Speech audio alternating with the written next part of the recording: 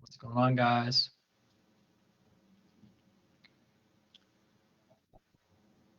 Let me see here.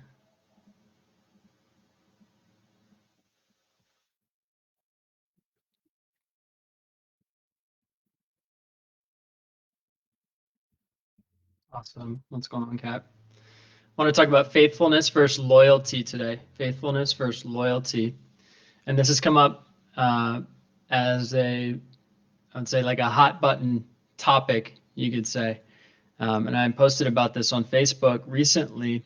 This is absolutely key to changing your relationships, whatever dynamics, whether it's family, whether it's with people that you're working with, whether it's in your love life, whether it's with your significant other. This what we're talking about today is going to be absolutely key to changing your relationships for the better.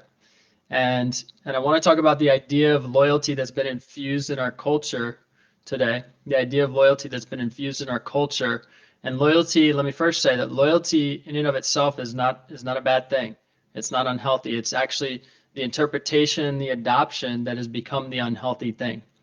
Okay, so loyalty in and of itself is not a bad thing. It's the interpretation and adoption of loyalty that we have today in our culture that has developed from broken family systems. That's the issue.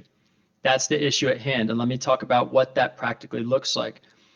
False loyalty is really what people are dealing with, and it keeps them trapped in unhealthy situations. Specifically, when you think about church communities, and we see this often, people feel like they need to stay in their church community that is unhealthy simply because of an idea of false loyalty.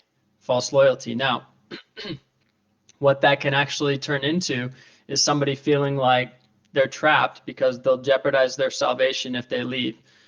They'll fear judgment of somebody else's opinion, right? These are things that are signs and signals of maybe false loyalty. Hey, there's an unhealthy foundation in this relationship dynamic, and it's starting to rear its head because this person is feeling powerless. This happens not just in church communities, it happens in the workplace too, where people stay stuck in toxic work environments simply because they feel like they owe that company or organization something, right? And this happens in romantic relationships too, friendships too, where people stay in their friendships, they stay in these romantic relationships where there's emotional abuse happening, sometimes physical abuse happening, simply because they value loyalty. And, for me personally, this is something I've grown and had a lot of healing in, and God's revealed a lot to me in this. But the idea of loyalty, again, in and of itself, is not a bad thing. It's when it becomes false loyalty that it becomes destructive, and people start exhibiting behaviors of a person who has a victim mentality, meaning they feel like they're trapped or powerless, and so they start blaming other people, other things, for their own decisions to stay in an unhealthy situation. And this becomes toxic, and when we don't identify this in our lives, we just bring it to other situations, other relationships too. And so it's really important for us to first identify that this is present throughout culture, throughout, whether it's from all the way from family to organizations, large organizations. This is present, and it's pervasive, and it's toxic. The good news is that it can change, and it can change when we change, because when we change the way we see things, the things that we see change. Okay, so when we change the way we see things, the change that we see, the things that we see actually change. And what that looks like practically is perspective shift on how we're viewing relationships, and specifically what we value. Do we value loyalty, or do we value faithfulness? Do we value loyalty, or do we value faithfulness? And this idea of valuing faithfulness can change a lot of dynamics. Okay, it can change a lot of dynamics, because when you see things through the lens of faithfulness, you see that you have a choice to stay in a situation. When you see things through the lens of faithfulness, you see that you have a choice to stay, to love, and to serve, despite the fact that maybe that person or place doesn't deserve that. You have a choice to be there. And when you see it through the lens of faithfulness, you're able to actually operate not in your own strength, because what you're doing is you're recognizing, wow, God has given me my strength. He has given me my strength through showing me the faithfulness that he has had displayed throughout my life when I was undeserving. Okay, this is a perspective shift and it changes everything. Instead of looking at others and expecting loyalty and then wanting to then give that loyalty back in relationships where maybe somebody has given you something that you need, maybe they were with you during a hard season, maybe they helped you grow, maybe they gave you something and said it was unconditional, but to you it was still conditional, and so you felt like you needed to pay them back. And I don't know, anytime that they texted you, you owed them a text back saying something nice, or anytime they call you, you owe them a call right back. Or I mean, I could go on in terms of what this looks like, but people who are stuck in bondage that started in relational dysfunction in the family, who are exhibiting false loyalty, need to change their whole optics. They need to change their whole perspective around this if they want to live healthy and actually bless generations, bless family, generations of family after them. They need to cut it off right now and change the way that they're looking at things. And I know this from my own personal experience, because if we don't change it, we're just going to pass it down.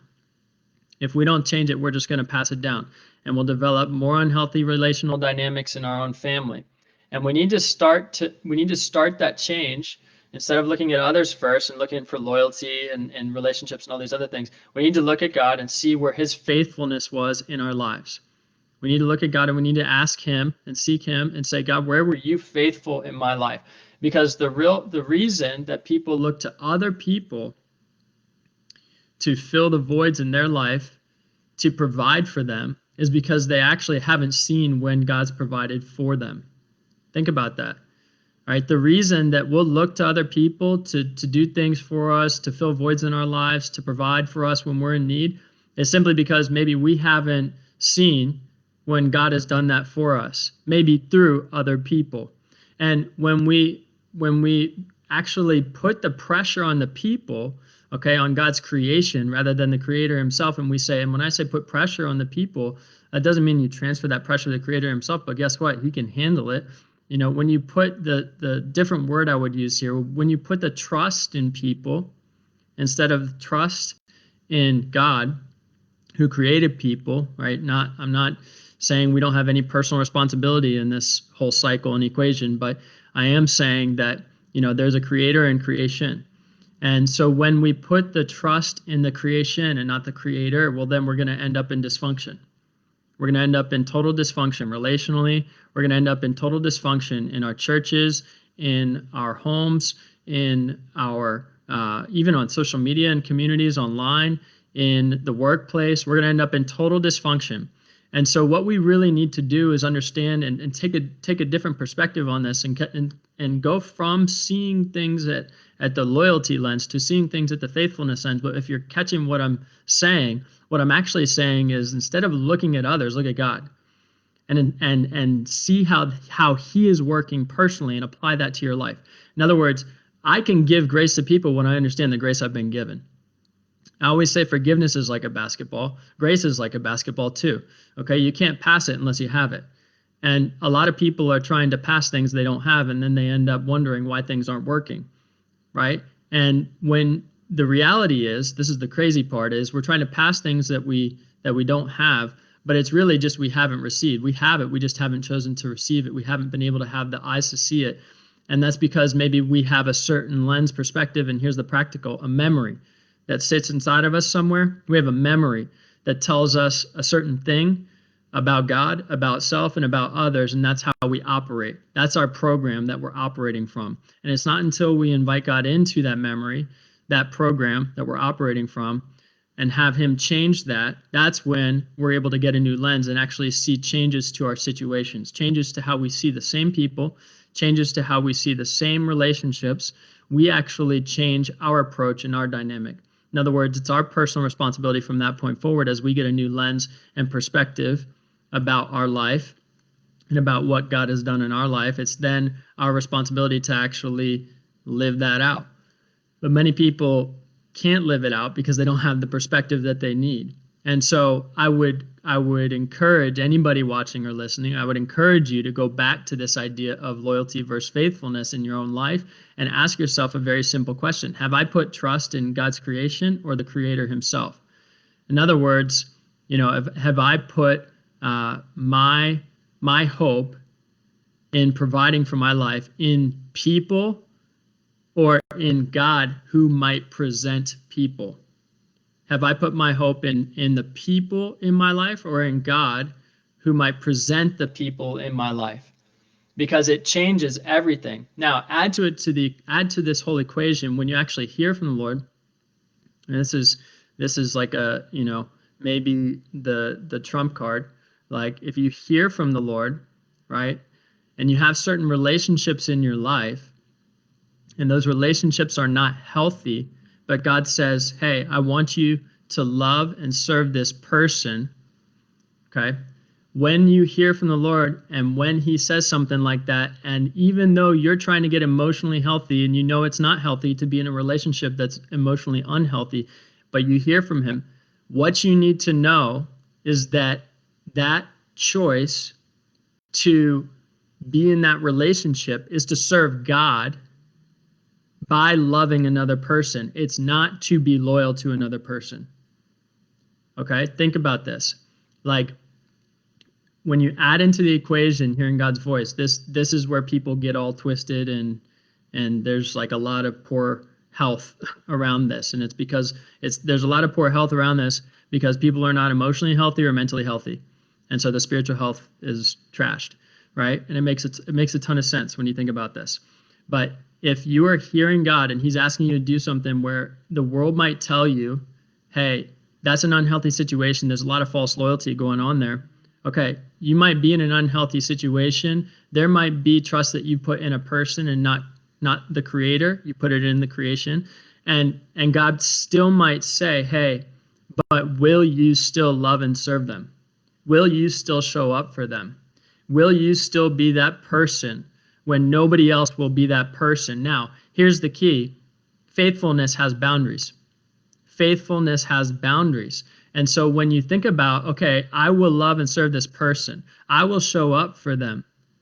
Well, God still puts boundaries around that, right? He'll give you grace to be in that situation. He'll still put boundaries around that. He'll still say, hey, and because I love you like a son or a daughter, I don't want you to be in a situation that you shouldn't be in. So I'm going to give you the choice to listen to me. And if you trust me, I'll be faithful to you, right? If you trust me, I'll be faithful to you. And this contradicts a lot of what the world might say. And it might even sound like it contradicts the idea of, okay, don't be loyal, be faithful. But, does that mean I put myself in bad situations by choosing to do so? Or do I continue the cycles of dysfunction by choosing to do so? If I'm hearing God's voice and he says stay, even though I need to be in a different place because I'm trying to be emotionally healthy, I'm trying to be mentally healthy, and I know that this relationship's not good for me. Well, let me tell you honestly, if you're hearing from God correctly, that's number one. If you're hearing from God correctly, which we all make mistakes, but you're hearing from him correctly, it's going to be good for you. And what I mean by that is he's going to strengthen, edify, encourage you, support you, and actually give you things that while you might not be able to see it in the moment, you'll see the benefit in the long term, and it's for his purposes and his plans for you, which are normally to glorify him, which looks like maybe being in a situation that would otherwise seem unhealthy, and people saying, how are you able to do that? How are you able to love and serve that person? And you say, literally, I can't do it on the strength of my own terms. I have to rely on God. And that looks like glorifying God in that situation because you say, wow, I have no idea how I would have been able to make it through. And let me give you a really practical example of what that looks like. My wife and I. I'm speaking from personal experience. I'm being on the receiving end right now. Okay. My wife showed me what it's like to have healthy, I'll call it healthy loyalty or faithfulness. And I know on Facebook Live, I've titled this Faithfulness is Greater Than Loyalty, but I'm talking about the unhealthy loyalty in that situation. Right now, when we talk about healthy loyalty and faithfulness, there's an element of the same thing, and that is the trust in God, the creator, not the creation, in God and what he's saying to you and giving you the choice to do. And this is really key because God's a gentleman. He'll give you a choice.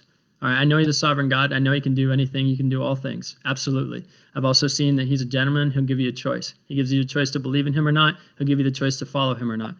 Okay?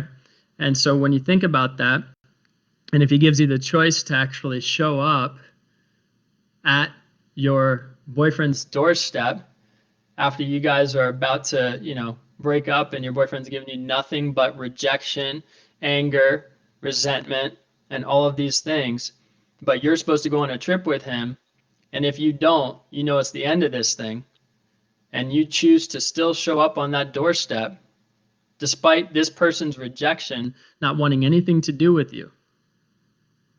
Okay? Not because this person, you need to be loyal to them, but because you trust what God's telling you. Because you trust that God said, hey, he needs you right now, and it's not going to be easy. It's not going to be easy. His dad just died. He's going through a lot. He doesn't know who he is. He doesn't know how to love you. And more importantly, he doesn't know how to love himself, and that could be totally destructive. And you're going to feel and experience the brunt of that, right? So I wasn't in that conversation with God and my wife, but ultimately what led her to show up at my doorstep in New York when we had a trip plan, we had gone a whole summer really without talking when my dad had died, and the only time we talked was when I was going through this emotional roller coaster of anger and all these other things, watching my dad die. And my wife shows up at my door as we're about to go on this trip, and she says, do you still want me to go? Because we were supposed to go to a wedding. She said, do you still want me to go? I don't remember saying this. I was numb to the world. I was numb to myself, numb to the world. My dad had died. I just went to a funeral for one of my best friend's brothers like 3 days later, who had died almost like 2 days earlier than my dad. I was just in this spiral of grief and self-pity. And here's my girlfriend at the time, now wife, showing up at my doorstep saying, hey, do you still want me? Right? That's what I would have received that as, is do you still want me? And really what she was saying is, can I be there to support you, and will you receive? Will you receive? And I don't really remember a lot of this in terms of like what was actually said from my end, but she tells me that I said no. I said no. And what happened? She still went with me. Now, was that because of loyalty? No, absolutely not.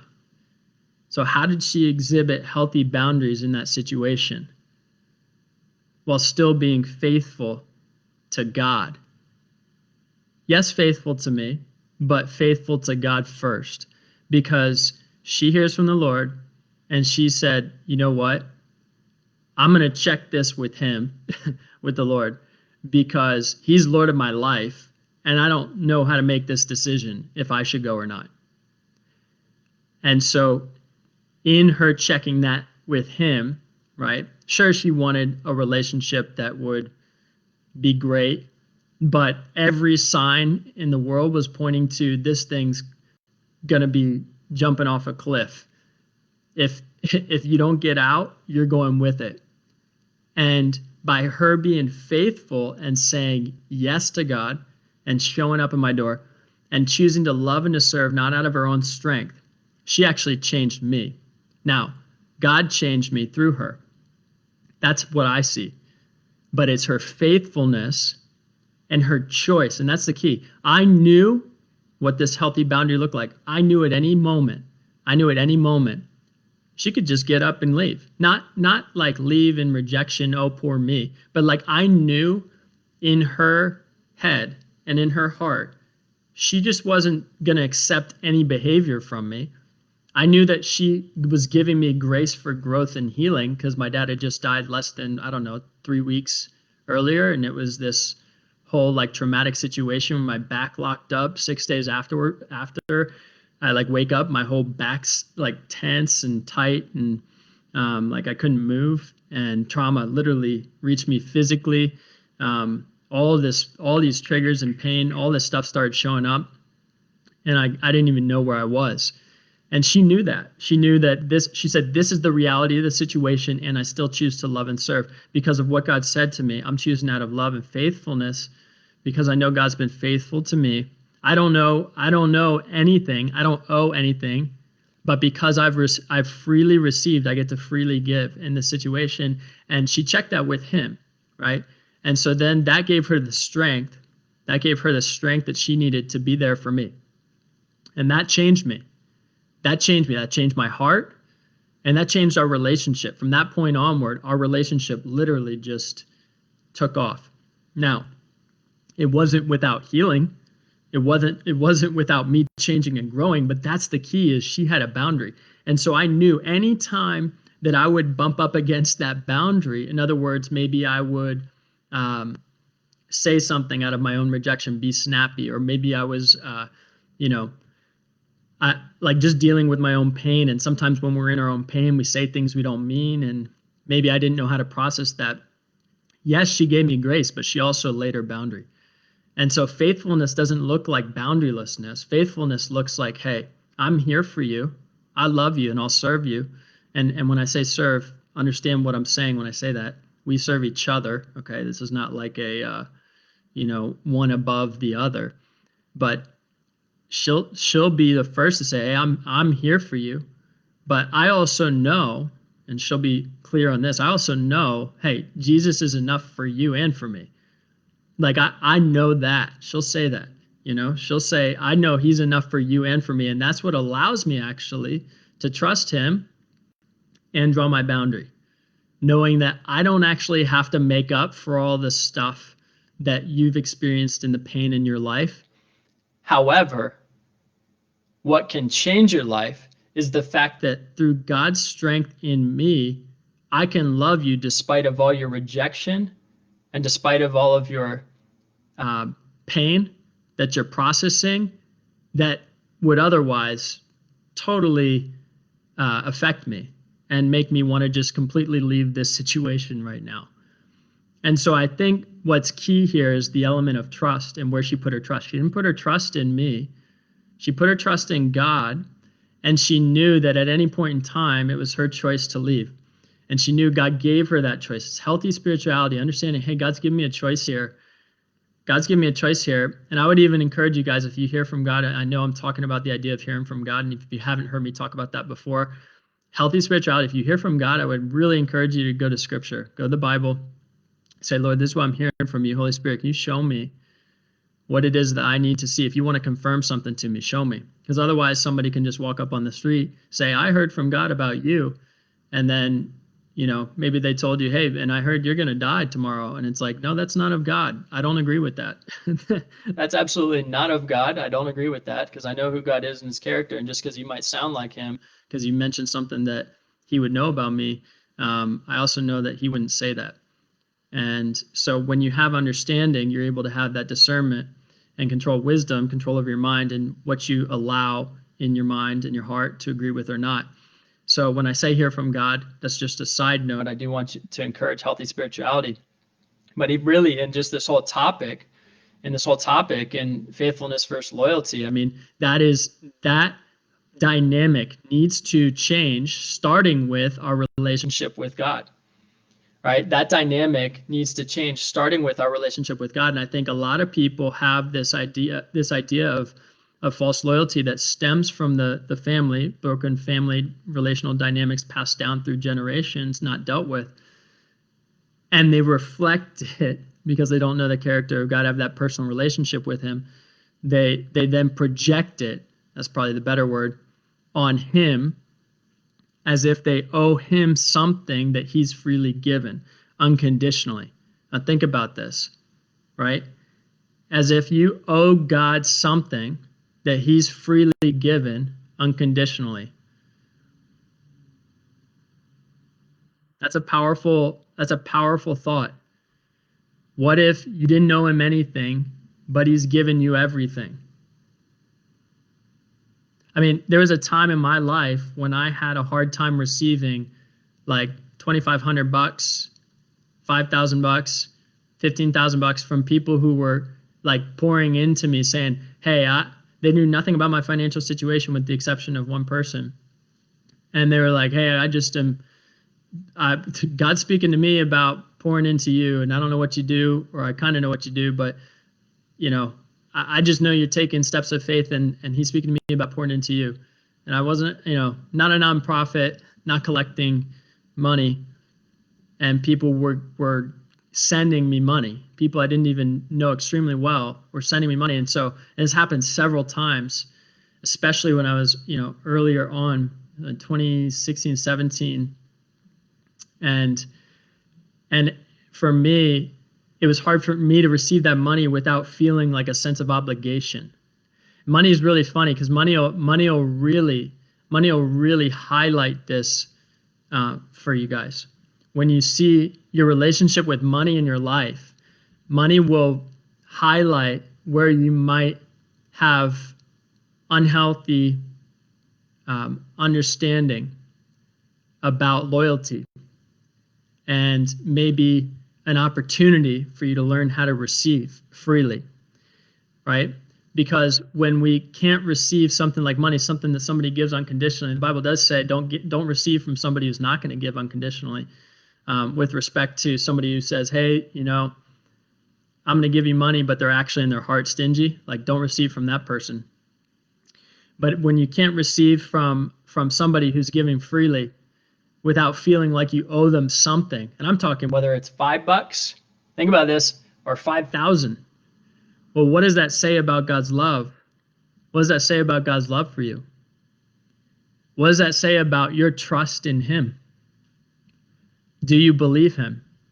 Do you know his character, his true character, and what he really thinks about you? Because if you did, then the question would just be simply, do you trust that?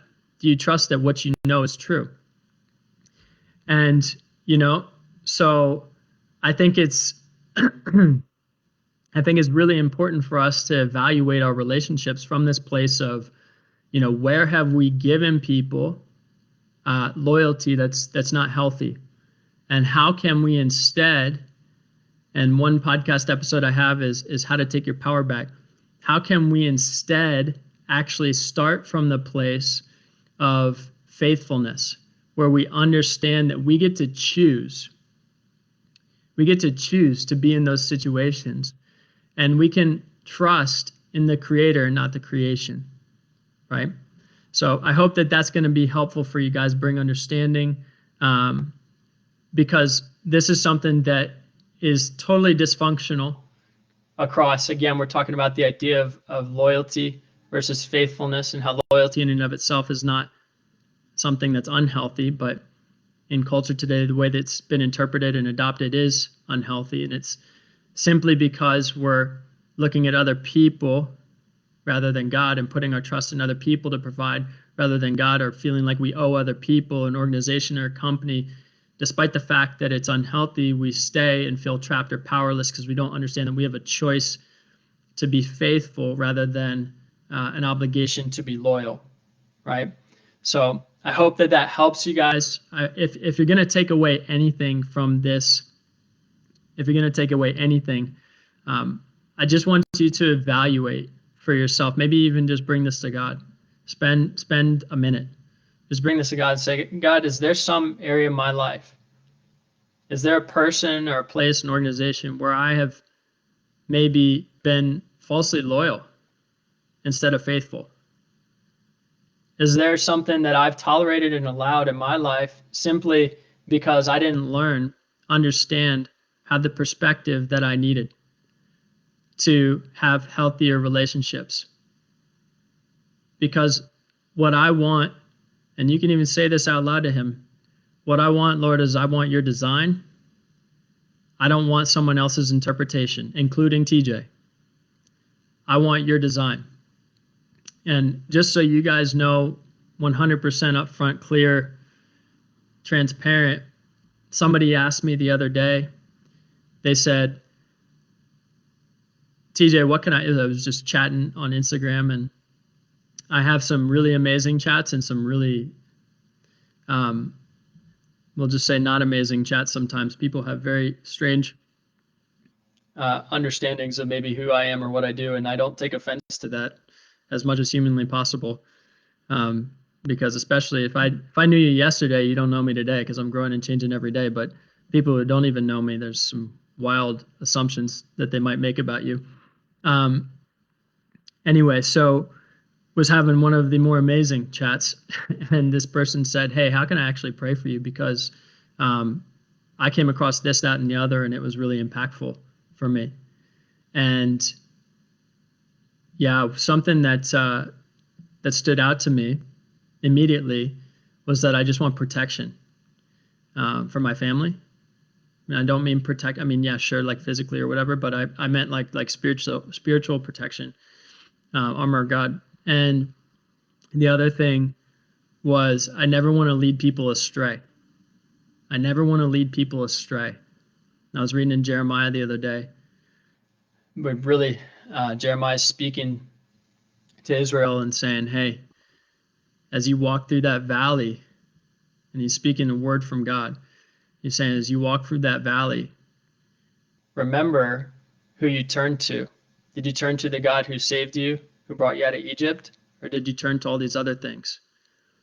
And it's just very convicting for me. And I'm just having a, speak from the heart moment, not like the other moments that I have aren't. But especially right now, I just want to make it intentional and be clear and let you guys know I never want to lead anybody astray. That's actually been something that's kept me from speaking more often, is I never want to lead anybody astray. And one of the challenges for me personally is that people might have false loyalty to me as one thing. And maybe I don't have perfect understanding because God hasn't revealed something to me. I haven't had a particular experience or discovery. And I'm aware of that, and I'm conscious of that. And it just instills the fear of God in me, because I never want to lead people astray. It's something that is so dangerous. And I also never want my family to be led astray, included in that, right? Because people can, as they start growing in their gifting and they grow in understanding and they grow in their ability to reach people, then other things can get missed. And we've seen that happen a lot recently. I'd say more publicly you see that, but it's happened for a long time. It's just now that people are more aware of it. I think I'm just more conscious of it too, just because God's got me in His view, and I'm there with Him all the time, which I'm grateful for. But all of that's to say, I want you guys to take what I say. I want you to take it to God. I don't want you to take what I say as like the absolute truth. And we talk about this with clients all the time. Somebody could have a word for you. Somebody could have understanding. You can seek wise counsel, but the beginning and the end needs to be your own relationship with Jesus. That's the beginning and the end for you. It has to be. People will disappoint you. They'll fail you. And I never want to be that person. I never want to lead people astray. But I know, even just through listening to stuff that I've put out there several years ago, I say, man, I probably have an amendment to make on that. I'd probably have an edit to make on that. And so I'll leave that with you. Know that my heart is to be faithful, love, and serve, and know that it's to offer you the best of what I do know and have. Know that I've gone through a lot of the things that I'm talking about, if not all of it. I've gone through it. I've experienced it one way or another. And know that you can change. And change can surprise you. Change can totally surprise you for the better. But I do believe that it's our personal responsibility to seek that change. And I believe that starts with going to God and just asking Him what needs to change first. So that's the key to changing your relationships in this particular topic. Move from false loyalty to faithfulness. Ask God, where have I put trust in other people, in your creation, to provide instead of the Creator, instead of you, God? And help me see what needs to change within me and my understanding. That's really going to help you guys. All right. I appreciate you guys listening.